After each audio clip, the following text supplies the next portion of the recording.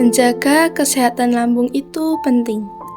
Rira adalah seorang anak sekolahan yang hobi makan makanan pedas dan jarang mau makan jika makanan yang ia konsumsi tidak pedas, ia tidak mau. Ibunya selalu menasihatinya untuk tidak terlalu sering makan makanan pedas. Suatu ketika, Rira tiba-tiba mengalami sakit perut. Rira kira itu hanya sakit perut biasa, jadi ia tidak bilang kepada ibunya. Saat pagi hari tiba, Ibu Rira menyuruh Rira untuk sarapan pagi. Namun, Rira tidak mau, dikarenakan makanan yang dimasak ibunya tidak ada makanan pedas. Kemudian, Rira langsung berangkat ke sekolah tanpa sarapan. Ibunya memanggil Rira untuk melakukan sarapan terlebih dahulu, akan tetapi Rira tidak mendengarkan perkataan ibunya. Setelah sampai di sekolahnya, Rira bertemu temannya dan Rira menyapa temannya. "Hai Andin," ucap Rira. "Hei Rira, kamu baru sampai ya?" ucap Andin. "Iya, aku belum sarapan, mau ikut ke kantin?" ucap Rira. "Mau, tumben kamu belum sarapan," ucap Andin. "Karena ibuku tidak memasakkan makanan pedas untukku, jadi aku tidak mau makan," ucap Rira. Mereka berdua berbincang-bincang sambil berjalan. Tak terasa, tiba-tiba mereka berdua sudah sampai di kantin. Setelah sampai di kantin, Rira dan Andin memesan bakso. Seperti biasa, Rira membeli bakso dengan cabai yang sangat banyak. Andin yang melihat hal tersebut berusaha untuk menasihati Rira supaya tidak makan bakso dengan cabai yang sangat banyak. Akan tetapi, Rira tidak mendengarkan nasihat Andin.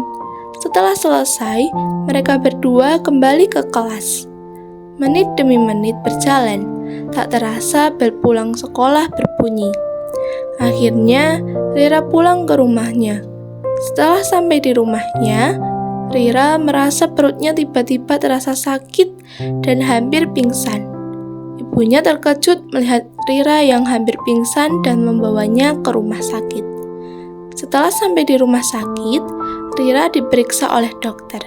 Setelah beberapa menit menjalani pemeriksaan, dokter mendiagnosa Rira terkena gejala lambung.